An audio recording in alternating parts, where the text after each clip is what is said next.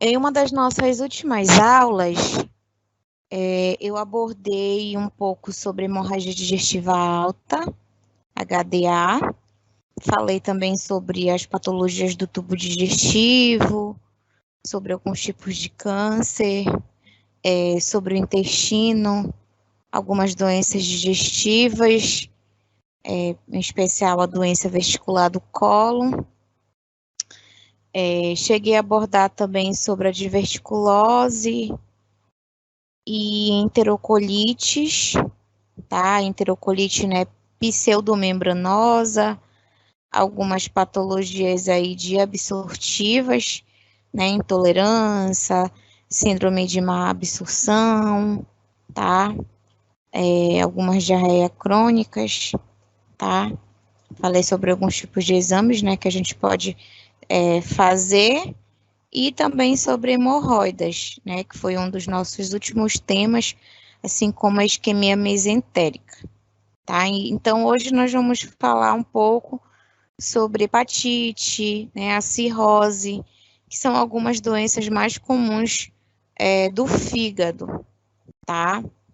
Em especial a cirrose, né, sobre o tratamento, e ainda tem alguns conteúdos que a gente vai abordar, como a hipertensão portal, as varizes esofágicas, CIT, encefalopatias hepáticas, as hepatopatias metabólicas, hemocromatose e as doenças de Wilson, que nós vamos falar nas próximas aulas, tá? Então, só para especificar, hoje nós vamos falar especificamente sobre a cirrose e hepatite, que são mais comuns.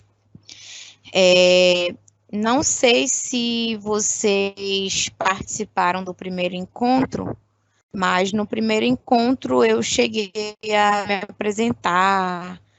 Então, eu expliquei um pouquinho sobre a minha experiência, de onde eu trabalhei, e dentro desses locais, né, que eu já atuei, eu já trabalhei no centro de testagem e aconselhamento, realizando, por exemplo, atendimentos, né, para as pessoas portadoras de sífilis, hepatite B e C, HIV, que são algumas doenças, né? Na verdade, a gente não fala mais doença, mas infecções, né, sexualmente transmissíveis, que também passa através de, por exemplo, materiais contaminados, como seringas, agulhas, através da relação sexual também.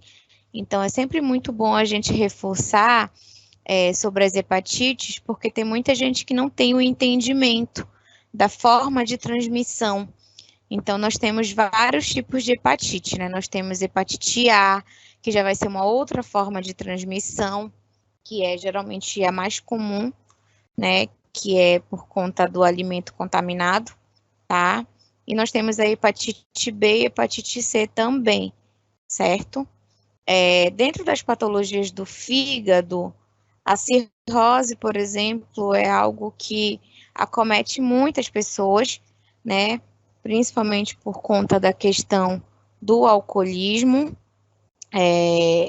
Então, nós temos aí a Sociedade Brasileira, né, de Patologia, que alerta também sobre a gordura, né, no fígado, que é uma das patologias também que acometem muitas pessoas, principalmente por conta da obesidade, do sobrepeso, o consumo, né, excessivo de álcool também, que pode afetar o funcionamento do órgão. Então, só um momentinho. Tá vibrando aqui o celular. O celular que tá vibrando. Tá. Desculpa. Então, falando um pouquinho, né, o câncer também, né, de fígado, que vem aí ganhando alguns espaços, até mesmo na mídia, ele pode também estar associado ao uso de anabolizantes. Hoje em dia tem muita gente que prioriza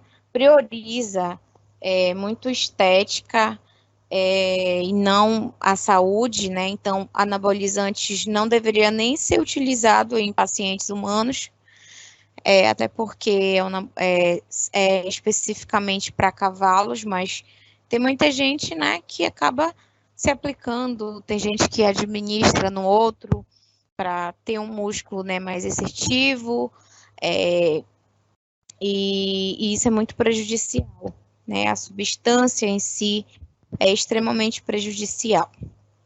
Então, tem a questão também, né, do uso, por exemplo, do produto, né, que pode afetar o funcionamento do fígado.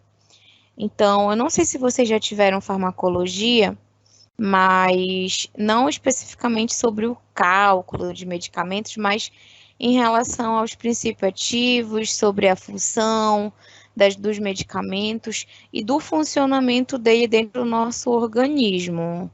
Então, dependendo do tipo de medicação que nós vamos administrar no nosso paciente, ou que a gente mesmo vai precisar tomar, né, receber, esse medicamento ele vai precisar ser absorvido, tá? Né? Então, nós temos aí nosso fígado, que geralmente vai ser um órgão principal, né, para estar absorvendo e posteriormente, né, filtrando, e aí tem a questão da excreção, né, através da urina, todo aquele processo das medicações, né, que a gente vai auto-administrar ou administrar, tá, no nosso paciente. Então, cirrose, né, cirrose, câncer de fígado, em todo o mundo, né, são infecções virais, como, por exemplo, a hepatite C e a hepatite B, que eu mencionei logo no início, né, da nossa aula. Então, nós temos também as doenças, né, gordurosas do fígado, todas elas são decorrentes de etilismo, que é o álcool, tá? Ou de distúrbios metabólicos, que podem também estar associados com a obesidade e a diabetes. Então, um fator acaba influenciando vários, né? Por exemplo, quando eu falo do câncer de fígado, pode ser por diversas situações, tá? Pode ser por diversas situações, especificamente paciente, né, com uma cirrose, aí foi agravando, não foi tratando, tá? E pode, né, acabar evoluindo aí cada vez mais. Mas a cirrose, por si só, ela é uma subversão, tá, difusa aí da arquitetura, né, hepática normal, por nódulos de hepatócitos em regeneração circundados por tecidos conjuntivos. Então, é o estágio final de uma série de patologias, né, que provocam aí lesões ao parênquima hepático, como o alcoolismo, como hepatites virais e também as doenças autoimunes, tá? E nós temos também outras etiologias, né, que são menos comuns, que inclui aí as patologias congênitas biliares e do metabolismo também do ferro. Então, quando a gente fala, por exemplo, sobre cirrose, nós temos que lembrar também, né, sobre alguns dados e algumas informações da Organização Mundial de Saúde, que fala também, né, sobre o câncer de fígado, e esse câncer de fígado, ele é mais comum entre os homens, tá? Bem comum, né, entre os homens, e é também um dos cânceres, né, que quando não tratado, quando não diagnosticado no início, tem um índice, né, muito alto aí de óbito, devido, né, ao diagnóstico tardio, né, ou até mesmo a dificuldade, né, no tratamento. Então, é muito comum, por exemplo, quando a gente faz uma avaliação, uma triagem, né, do histórico de enfermagem do nosso paciente, nós vamos perguntar para ele se ele bebe, se ele fuma, como são as rotinas, né, diárias desse nosso paciente, para a gente poder conhecer e orientá-lo, tá? Então, quando a gente fala, por exemplo, da cirrose, a gente percebe que, desculpa, quando a gente, por exemplo, fala do câncer, né, de fígado, geralmente eles podem estar associados à cirrose, né? A evolução aí, que pode ser inicialmente lenta, tá? Né? Assintomática, que é muito comum, e sem sintomas, tá? Então, o paciente, ele pode manifestar, né? Pode se manifestar aí sem sinais e sintomas, né? Nos estágios aí mais avançados, tá? Né? Dor, tá? No hipocôndrio, né? Direito, que é abdômen, né? Uma parte do abdômen, dos quadrantes, tá? Do abdômen. O aumento também, né? Do volume abdominal, que é muito comum nas pessoas que ingerem bebida alcoólica, tá? Então, o paciente também ele pode começar a apresentar febre, icterícia, né? Que é aquela amarelidão, tá? Fisicamente do nosso paciente.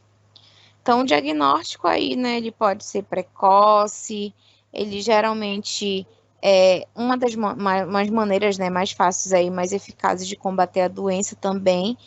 E geralmente o procedimento que a gente vai utilizar é tentar realizar aí, né, através de exames clínicos, como, por exemplo, a dosagem de proteínas, né, que podem ser produzidas pelo tumor, para a gente tentar identificar através de alguns exames de sangue, tá? E alguns exames de imagem também, né, como a ultrassonografia, a de abdômen, a ressonância magnética, a tomografia também computadorizada, tá? Então, por exemplo, né, falei aqui no início um pouquinho sobre a gordura no fígado, né?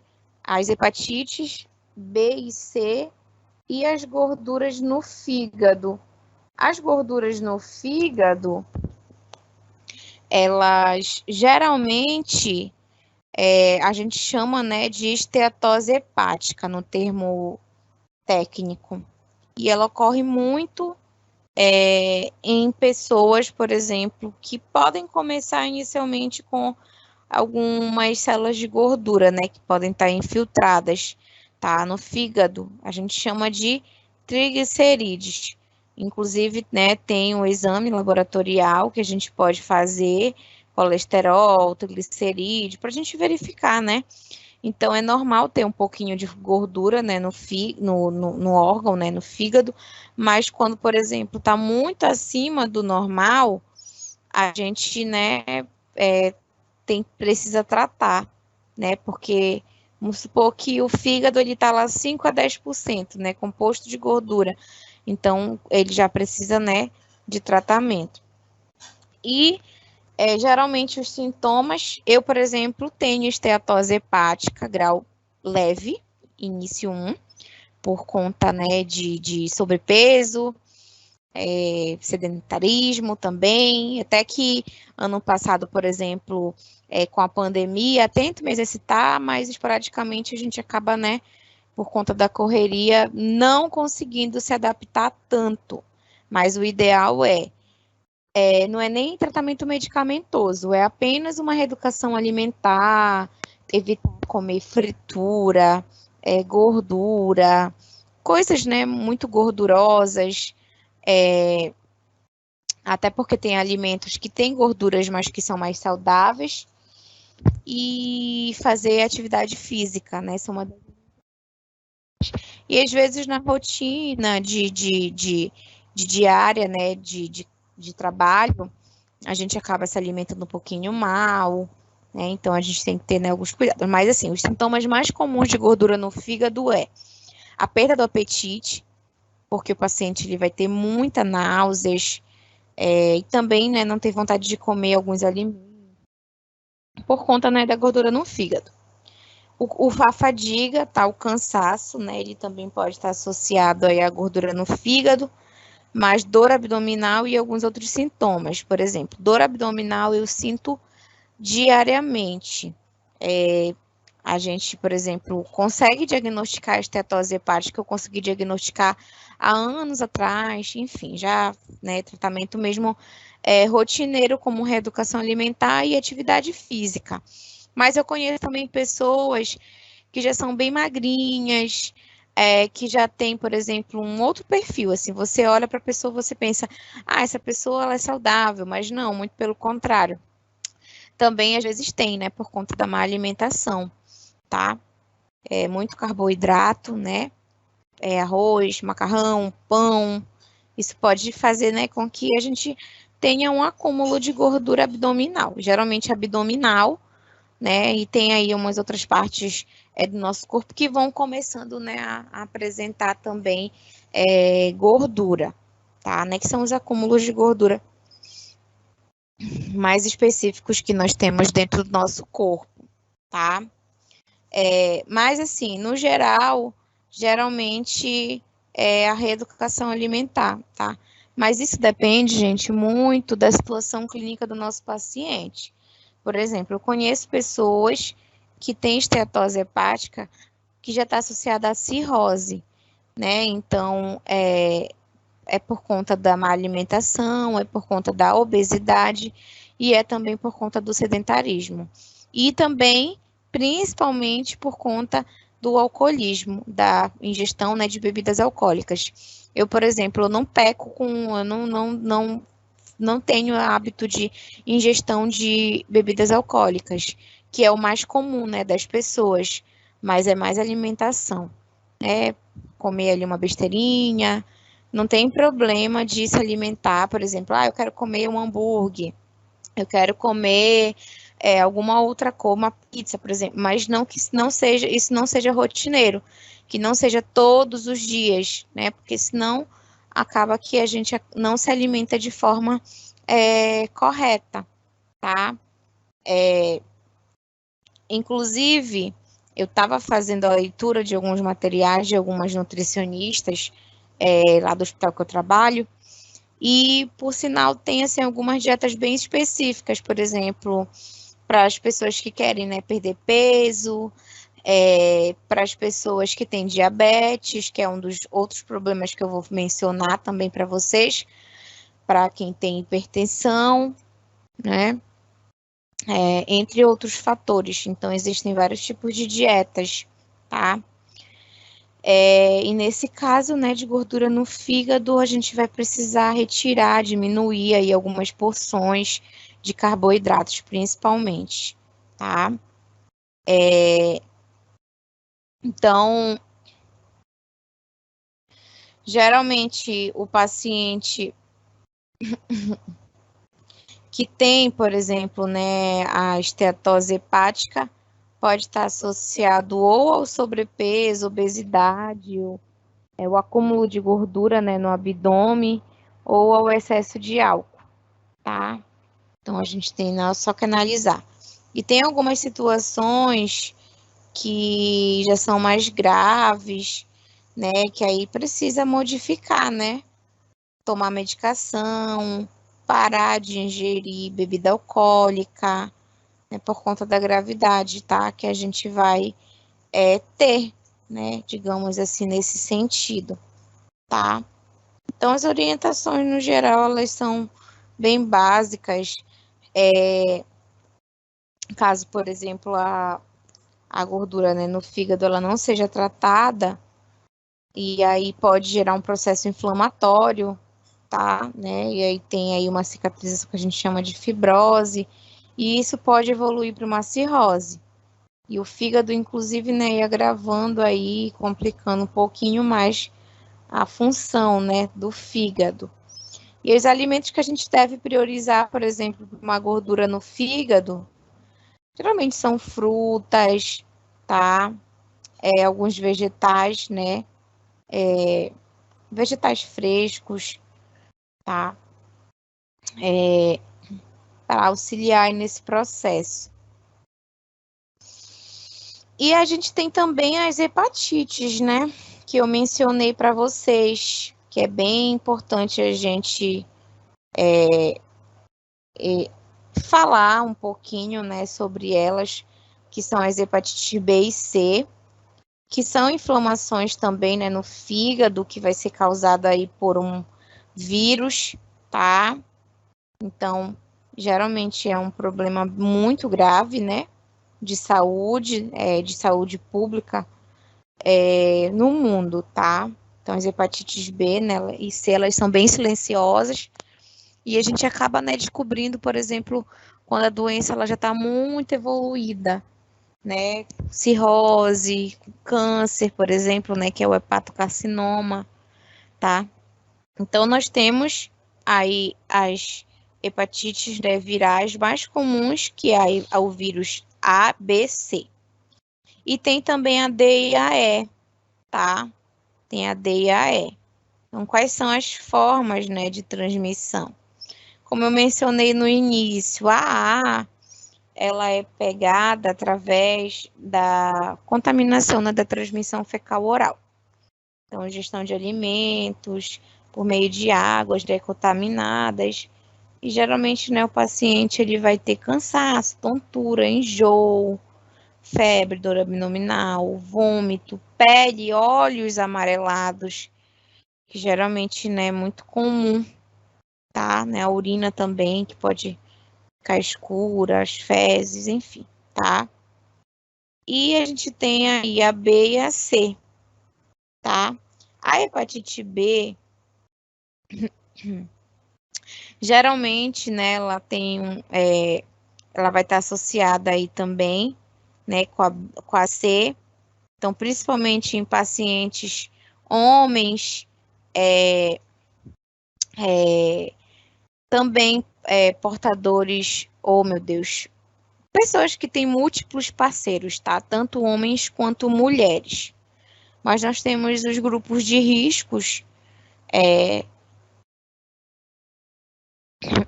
nós temos grupos de riscos, né? Que são os homens, que podem também, né, estar infectados aí, na maioria, né, com a HIV. E isso é válido não só para os homens, tá, como para as mulheres, porque às vezes a pessoa ela tem múltiplos parceiros e ela não se previne, tá, né, ela mantém relação sexual desprevenida, não utiliza preservativo, e isso pode impactar lá, né, num quadro clínico do nosso paciente. Então, é bem complicado. Então, vou falar um pouquinho de alguns relatos, né, de alguns atendimentos que eu já fiz, mas quando a gente faz, por exemplo, a triagem dentro do centro de testagem e aconselhamento, nós fazemos todos os testes que tem disponíveis. Hepatite B e C, HIV e sífilis, os 4, tá? Então, são 4 vírus que é transmitido através da relação sexual, principalmente através de relação sexual. Mas, vamos supor, eu faço minha unha na manicure e ela usa o material dela, né, não esteriliza, então eu tenho que ter cuidado, porque eu também tenho risco de me contaminar, tá? Então, o ideal é que a gente tenha o nosso próprio material. Além disso, a questão, né, de múltiplos parceiros. Não tenho parceiro fixo. Então, que eu faça, né, que eu mantenha a relação sexual prevenido, até porque a gente não conhece as pessoas, a gente não sabe o que ela tem, o tempo, né, da janela imunológica que ela vai precisar, né, ser acompanhada. Então, na maioria dos casos que eu atendia, eram homens pacientes, tá? Sejam pacientes que têm relação com mulheres, seja pacientes que tenham relações com homens, compartilhado, né? Então, chegava, né, para o atendimento, muito preocupado, fazia triagem, tudinho. E aí eu perguntava, né, o que a pessoa entendia sobre as ISTs, que são as infecções sexualmente transmissíveis, que não é só você fazer o exame, mas você também orientar o paciente, tá? Então, eu orientava muito, né, eles sobre essas situações. E tinha muitos relatos de pessoas que, eu mantive relação com uma pessoa sem preservativo e eu tô preocupado porque eu não conheço a pessoa. Alguns relatavam, né? Outros não. Eu atendia também pacientes, por exemplo, que eram, né, portadores de HIV e precisava ficar fazendo monitoramento, então, às vezes, já estava com sífilis. Eu não lembro, assim, de ter atendido nenhum paciente com hepatite B e C, mas a gente tinha pacientes que a gente precisava referenciar para fazer o tratamento, né? E aí não pode manter relação sexual desprevenido, precisa manter relação sexual com preservativo por conta do contato, né, da exposição de fluidos, de contaminação. E eu distribuía preservativo para a pessoa, fazia orientação em conjunto, tá? O resultado do exame ele é sigiloso, mas além do resultado, né, além de entregar o resultado, a gente precisa saber fazer a orientação, explicar, porque dependendo do resultado, seja ele reagente ou não reagente, né, a gente não sabe como vai ser a reação daquele nosso paciente. Então, a gente também tem que estar preparado, né, para saber explicar, saber lidar, saber orientar, porque são diversas pessoas com temperamentos, né, diferentes um do outro, com um grau de compreensão, né, de compreender, né, o que a gente quer dizer. Então, a gente tem que falar de forma popular, né? Se for uma pessoa que tem um entendimento melhor, posso falar, né? Mas mais especificamente, mas sempre tentar explicar de um jeito que a pessoa vá conseguir compreender o que eu estou querendo repassar. E aí, as doenças, né, de hepatite virais, vocês podem, inclusive, pesquisar em alguns portais, www.aids.gov.br, porque a gente tem muitos casos, tá, né, de hepatites B e C, que geralmente, né, pode ser por conta da relação sexual, mas também, por exemplo, nós que somos da área da saúde, nós também somos grupos de risco, tá? Que são grupos de riscos, grupos que vão ter, né, uma probabilidade aí de se contaminar, se não tiver precaução, né, por conta dos produtos sanguíneos, agulha, né, seringas, enfim. E também de mãe para filho, né, bebê, né, durante gravidez, durante parto, durante amamentação. Então, um portador de hepatite B e C não pode amamentar, porque vai passar o vírus através do aleitamento materno, assim como do HIV, tá? Então, a principal forma de transmissão, de contaminação, é através de agulhas, de seringos, drogas, usuários de drogas também, né? São grupos de risco, tá? Que a gente, né, tem que orientar. E a relação sexual também, que tem aí um risco muito aumentado, né? Porque às vezes a pessoa não sabe que tem um período de incubação, e às vezes a pessoa, né, não se preveniu, não conhece a pessoa, entre outros fatores, tá? Então, nós temos, por exemplo, o Biomanguinhos, né? Eu, por exemplo, faço dentro da minha clínica atendimentos, testes rápidos, capacitação, também, né, realizo laudos de testes rápidos para os pacientes que precisam, né, que buscam.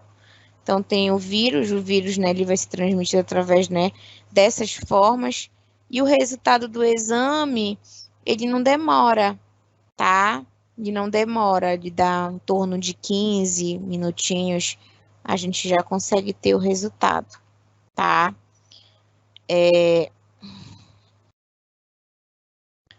Por exemplo, sobre essa questão de dia a dia, não tem problema, tá? A pessoa, ela não vai passar através do beijo, através do abraço. Isso é sempre importante a gente reforçar, porque tem muitas pessoas que não têm nesse nível de conhecimento, tá? Mas, por exemplo, a hepatite C, ela está muito impactada em relação à cirrose, câncer, né, de fígado, né? Então a gente tem que orientar e tentar eliminar, né, o vírus também, né, se for o caso, né, de positivar, realizar o tratamento, tá? Para a gente diminuir, né, aí essas probabilidades de, né, de contaminação, porque o vírus ele vai entrar na corrente sanguínea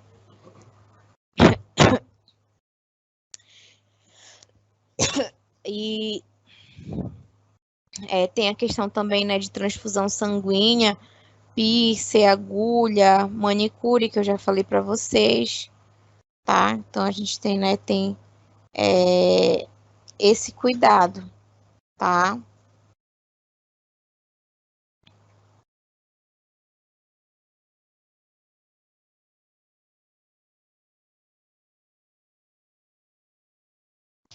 E a transmissão, por exemplo, de mãe para filho, tá? Que é um pouquinho rara, mas pode acontecer no caso da hepatite B, tá? Né? Uma mãe infectada, ela pode amamentar, no caso da hepatite C, amamentar seu filho, mas no caso da hepatite B tem que ter cuidado, a gente tem que fazer todo um teste, né, para a gente evidenciar aí em relação a essa transmissão. Mas aí tem alguns estudos que falam, né, sobre o risco e o aumento significativo da transmissão de mãe para filho, tá? Na hepatite C também.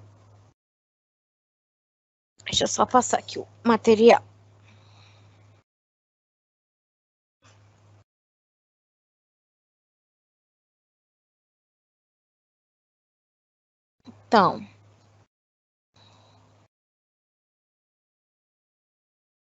Então, ai, só um momentinho.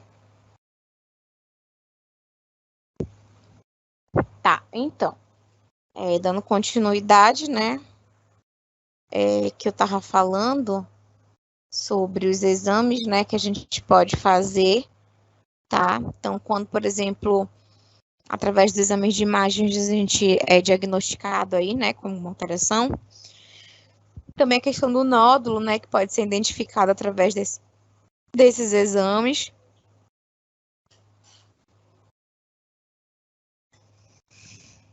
E quando diagnosticado, por exemplo, tem que ser feita a caracterização histológica, tá? Através da biópsia. E na maioria dos casos, né, a biópsia ela é feita por uma agulha, na qual a gente vai tentar, né, fazer o diagnóstico histológico aí, pelo médico, né, patologista, em relação ao tumor, o nódulo do tumor, né? Quando, por exemplo, inferior a 5 centímetros, que pode ainda, né, ser possível fazer um transplante, uma ressecação. É aí, né, que tem aí o aumento, né, do índice de sobrevida, tá nessa taxa de porcentagem. E tem alguns avanços também em relação aos alguns especialistas, né, internacionais que falam sobre a efetividade da biópsia, né, por agulha, ultrassom, tomografia, todos, né, têm essa obtenção aí para realizar um diagnóstico histopatológico, dependendo, obviamente, né, do tipo de lesão, da graduação, das análises que nós vamos fazer, né, moleculares, para que a gente tenha informações, né, mais específicas para melhorar aí a estratégia de tratamento. E aí nós temos, né, os principais problemas, né, que podem afetar, né, o fígado, que eu já falei aí, o fígado gorduroso, esteatose hepática, gordura no fígado. Eu já falei sobre a hepatite, né? Vou explicar um pouquinho melhor sobre a cirrose, mas nós temos também insuficiência hepática, câncer de fígado, tá? Então, sobre a cirrose, né, ela é uma lesão aí crônica que vai, né, ser resultante aí de uma variedade de causas que pode levar aí à formação de cicatrizes, né, da insuficiência hepática também. E a hepatite, né, o alcoolismo crônico vão ser causas mais frequentes aos danos do fígado, que são causados pela cirrose.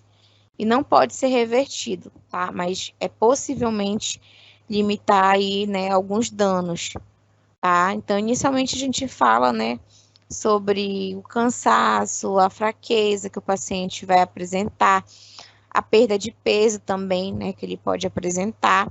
Em alguns estágios, ele pode também adquirir a icterícia, que é muito comum, que é a famosa amarelidão, né, na pele.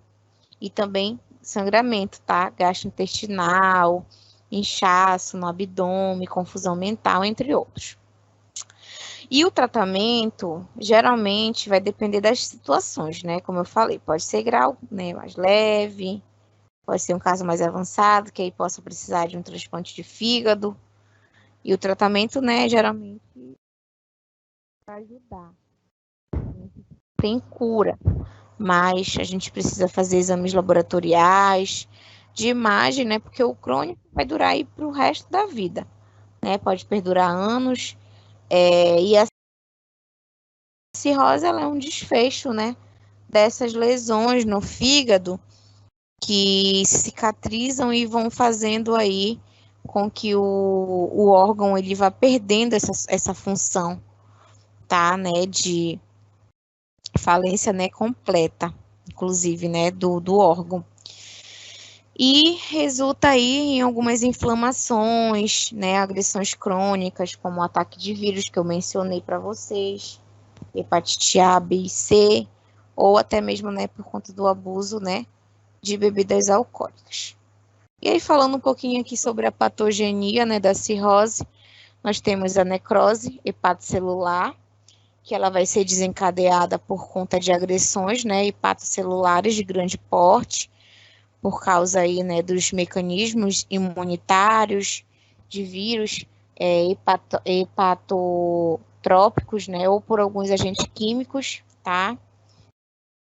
A proliferação aí, né, de componentes, tá, dos tecidos, né, conjuntivo, fibrose, neoformação de vasos, extensão aí dessas lesões, né, que leva ao comprometimento da arquitetura hepática e resulta em fibrose, inicialmente, né, por colapso do trauma reticulínica e depois, né, de uma neoformação do colágeno. E a regeneração hepatocitária. Muito técnico, né, falando assim sobre o slide, mas a patogenia fibrose, tá? Nódulos que vão se regenerar. Então, nós temos aí as células, né, de Kupffer.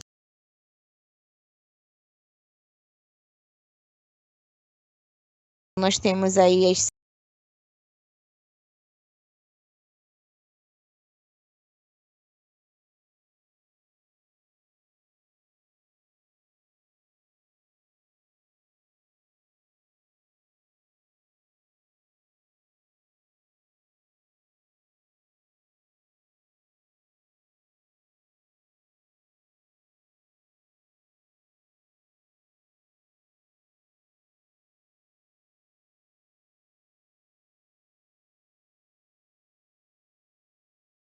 células, né, de Kupffer, que vai, né, ter aí sofrer, por exemplo, injúrias de toxina, que geralmente é álcool, droga, medicamento, tá? Por isso que a gente, né, fala muito sobre essa questão de cuidado com a automedicação, porque às vezes a pessoa tá sentindo uma dorzinha, vou tomar medicação. E às vezes o fígado, né, ele já tá no limite. E a gente tem, né, aí a secretar, né, uma série de citocinas inflamatórias que podem estar relacionadas com a cirrose. E os principais sintomas são náuseas, vômito, perda de peso, dor abdominal, constipação, tá? Fadiga, o fígado que pode aumentar. Eu já até mencionei, né, sobre esses sintomas, mas é sempre bom reforçar um pouquinho, a ascite, por exemplo, não sei se vocês já tiveram a oportunidade de ver um abdômen ascítico, mas é aquele abdômen distendido, brilhoso, tá? Com uma presença, né, de líquido na cavidade abdominal, a gente consegue ver visivelmente também quando a gente faz a percussão, né, de som opaco, oco, tá? A fadiga, né, que eu já mencionei, sangramentos que o paciente pode apresentar, né, a perda de apetite, a urina escura, tá? Perda de cabelo também, né, que o paciente ele pode apresentar. Edema, que é o famoso inchaço, né, que pode ser nas pernas, nos pés, tá? A ascite, né, que eu já mencionei, é muito conhecida, né, por barriga d'água, barriga grande, enfim. E a coceira, tá? Que a gente chama de prurido. Dentro do tratamento, nós temos aí, né, vários tratamentos que vai depender muito da situação clínica do nosso paciente. Mas aqui sobre a patologia, né, dos sistemas, que nós temos aí aproximadamente 40%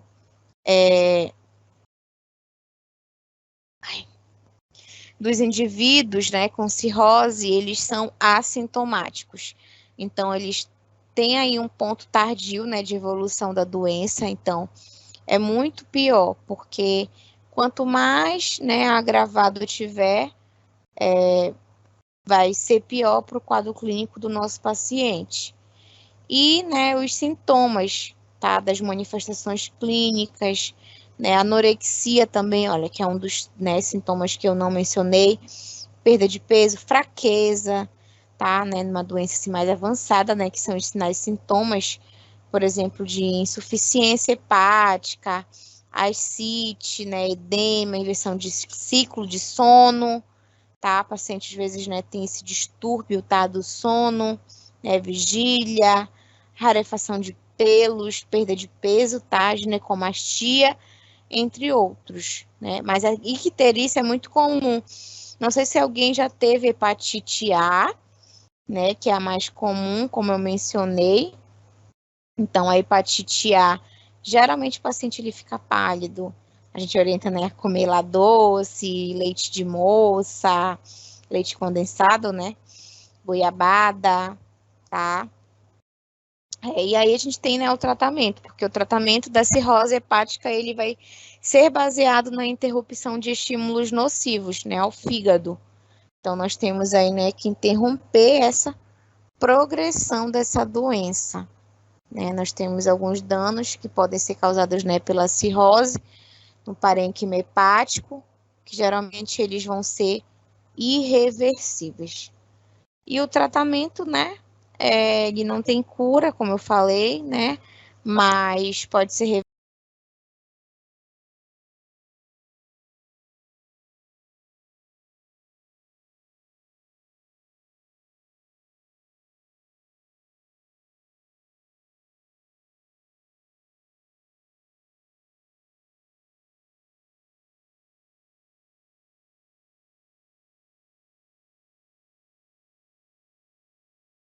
revertido, pode ser feito um transplante de fígado, tá? Né? Recomendação, né? Ficar atento para os fatores de riscos das doenças, né? Como as hepatite crônica.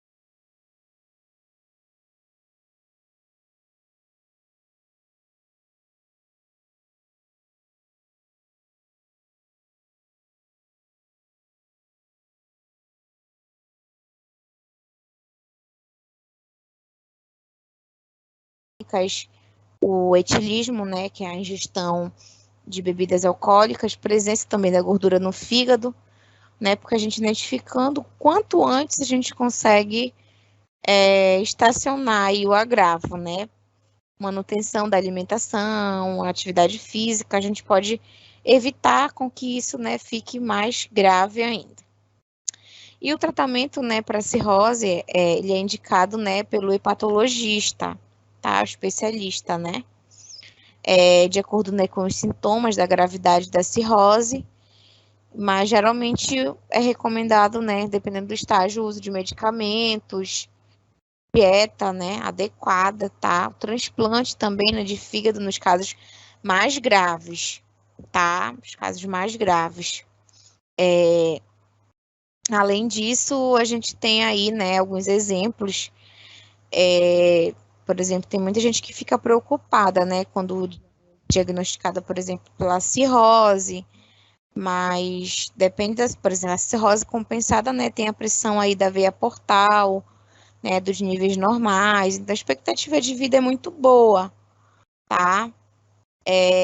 Apesar, né, do fígado ele possui uma grande capacidade aí de regeneração, né? Então a cirrose hepática ela é geralmente irreversível e pode levar a uma morte, né, por insuficiência hepática, tá? Então é importante a gente ficar atento, né, para o consumo de álcool, das hepatites virais, né, dos tratamentos adequados em relação à doença, né, para a gente tentar evitar aí, né, essa, esse afeto, né, em relação ao nosso órgão. Aí, só para complementar, eu vou falar um pouquinho para vocês sobre a insuficiência hepática, tá?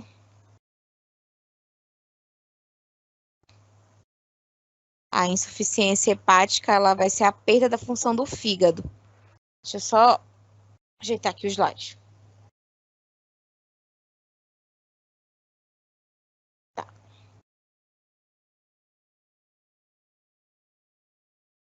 Para quem está acompanhando pelo material, nós estamos no slide 2, tá? Nosso cronograma ele é bem curtinho, nosso conteúdo é um pouquinho curto, então eu sempre trago, né, algum material assim, especificamente para explicar melhor, para tentar conduzir um pouco melhor a disciplina, porque são muitos termos técnicos e às vezes a gente acaba não conseguindo entender, né, de forma muito específica só fazendo a leitura, tá? Mas a insuficiência hepática, ela ocorre de maneira súbita, tá? Nós temos a aguda ou a gradual. E as causas, geralmente, nelas incluem uma reação aí ao medicamento, altas doses de paracetamol, hepatite, medicação, tá? No geral, né? Abuso de álcool, esteatose hepática avançada. E os sintomas, né, geralmente, eu já falei aí para vocês, é bem parecido com a de cirrose, e geralmente, né, a hepatite também, peles e olhos amarelados, né, muito icterícia, a dor também na barriga, no inchaço, são alguns sintomas, né, de insuficiência hepática, tá? A insuficiência hepática, ela define aí, né, ela é definida aí como uma grave deteriorização da função do fígado. Então, a insuficiência hepática, ela é causada por um distúrbio que pode lesionar o fígado, tá? Né? E aí o paciente vai apresentar vários sinais e sintomas. Como é que a gente pode estar identificando, né, o diagnóstico? Geralmente, né, são algumas manifestações clínicas que precisa, né, analisar. Então, o paciente tem lá hiperbilirrubina, níveis elevados de aminotransferases, mas geralmente a gente identifica através dos sinais e sintomas, tá? Dor, né, no abdômen, inchaço nas pernas, é muito comum, né, muito parecido com os sintomas que eu mencionei anteriormente. E a gente tem também o câncer, né, de fígado, tá? Né, de fígado, que pode acontecer. O fígado, gente, ele é um órgão do tamanho, por exemplo, digamos, de uma... Ele é grande, ele é extenso, né? Ele é como se fosse o tamanho de uma bola, por exemplo, né? Daqueles de futebol americano. E aí, né, o fígado ele fica localizado no nosso abdômen, né, superior direito. Então, o que que acontece? Quando o paciente está com câncer, obviamente nos estágios iniciais, ele vai apresentar basicamente os mesmos sinais e sintomas que eu mencionei, que é a perda de peso, dor de barriga, vômito, pele amarelada. E o tratamento ele vai depender muito do estágio da doença, tá? Por exemplo, tem tratamento que a gente inclui aí remoção da parte do fígado, né? Transplante, quimioterapia, radioterapia, tá? Mas geralmente são, né, esses sintomas, falta de apetite, a sensação também aí de, por exemplo, náuseas, vômitos, baço, né, que pode acabar aumentando, dor abdominal, inchaço, né, acúmulo de líquido no abdômen, e dependendo da situação, né, o que é mais comum é o carcinoma, tá, hepatocelular ou o hepatocarcinoma. Então, nós temos aí uma probabilidade muito alta, né, de chance de cura, tá, né, do tratamento, que geralmente, né, é tentar destruir aí, né, o tumor, tá, e tem também a ressecação, né, através de transplante do fígado, tá, mas as orientações, né, em si,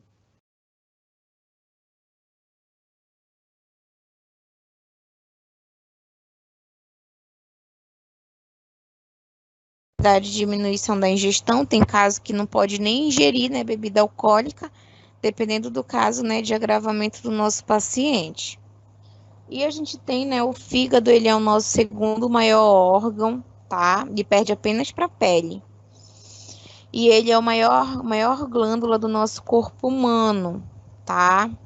Né? Porque vai ter aí, vai estar associada a várias funções do nosso funcionamento do nosso organismo, como a eliminação, né, de substâncias tóxicas, a produção de bile, né?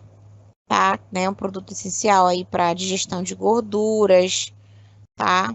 Então, uma das principais funções do fígado é tentar filtrar, né, e eliminar as toxinas, tá? Né, as funções importantes aí também como produzir proteínas, os fatores de coagulação, triglicerídeo, colesterol e bile.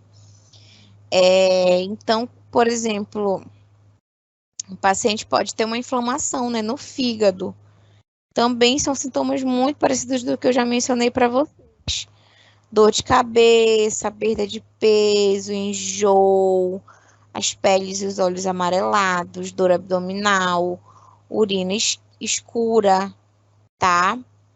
E aí, né, são os sinais indicativos, né? Dor no fígado, por exemplo, já são sinais indicativos, né, de que o paciente pode estar com uma infecção, com obesidade, um colesterol elevado, né, ou até mesmo câncer, né, quando for no caso mais agravante, tá? Né, de medicação. Então, o, as orientações mesmo é mais no geral, mas a gente tem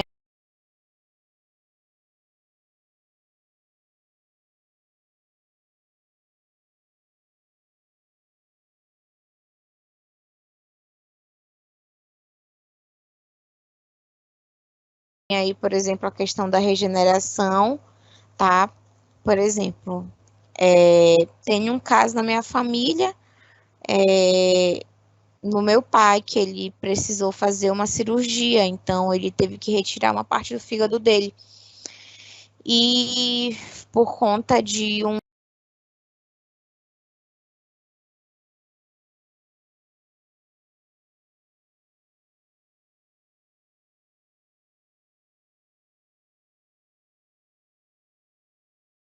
acidente de trabalho, né? Na época que ele trabalhava em um banco. Então, teve um assalto, já tem 29 anos atrás, né? Minha idade.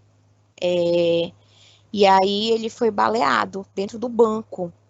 E ele acertou o fígado, né? E ele precisou fazer a retirada parcial, né, do fígado. E o fígado ele se regenera, tá? né, as propriedades, né, regenerativas aí do fígado, algumas pesquisas, né, sobre essa regeneração. O fígado, ele tem aí um período, né, um processo de regeneração, que geralmente, né, de 10 a 12 horas, né, após, por exemplo, a sustentação do dano, tá, né, ele é um único órgão do corpo que se regenera, tá, né, e tem aí, né, as funções responsáveis e complexas, né, pela nossa saúde, porque é um órgão totalmente, né, composto por algo assim que precisa, né, ser capaz, né, de produzir as células, tá? E como é que ocorre, né, esse processo aí de regeneração? Tem a regeneração de promover, né, o crescimento tecidual, do alinhamento ordenado, desordenado, tá? Né, a parede, né, do parênquima hepático. Então, isso induz aí para um tratamento agudo, né, cirúrgico, químico, que pode, né, desencadear, né, um processo regenerativo, tá? Mas ele é um órgão muito importante, né, no caso do fígado, né, algumas agressões transitórias, o fígado ele pode se recuperar, tá? Sem, né, alguns problemas. Mas no caso, né, de cirrose, realmente não tem cura, né? Então, nem pode ser revertido. Mas a orientação é como é que a gente pode, né, tratar, viver, né, de forma, né, controlada por muitos anos, sem a necessidade, por exemplo, de um transplante, tá? O fígado ele não vai se regenerar no caso da cirrose, é por conta da lesão, né, da eliminação dessa lesão. Então, para não ocorrer, né, a falência, né, desse órgão, a gente precisa fazer o controle da doença. Bem grave, um estágio mais avançado, né, do fígado, apesar, né, de se regenerar aí.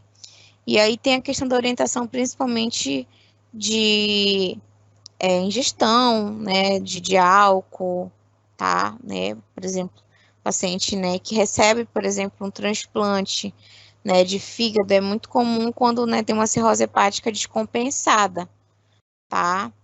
Então, falando aqui um pouquinho sobre a questão do transplante, né, que é um dos órgãos que a gente pode, inclusive, doar, né, tá, né, para quem pretende, né, ser doador de órgão.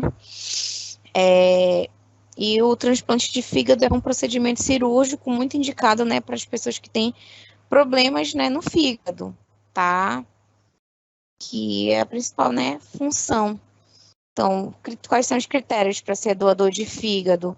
Ser maior de 18 anos, ter boa saúde, não ter obesidade, ter compatibilidade sanguínea, né, também imunológica com o receptor, tá, né, o doador, né, ele precisa ter estatura maior ou menor, mais ou menos, né, no perfil do doador, tá, do receptor, desculpa. E vai ser indicada mesmo mais, né, no caso mais agravante, cirrose hepática, doença de Wilson, atresia, né, das vias biliares, tá? E dependendo, né, da situação aí, né, da cirurgia, né, ela tem uma durabilidade de 10 horas, por exemplo, uma cirurgia que demora um pouquinho, tá, né, até o paciente, né, se restabelecer, tem os cuidados, né, intensivos para a recuperação, tá? Então, vai ser feito, né, uma remoção cirúrgica, né, de um fígado de uma pessoa saudável.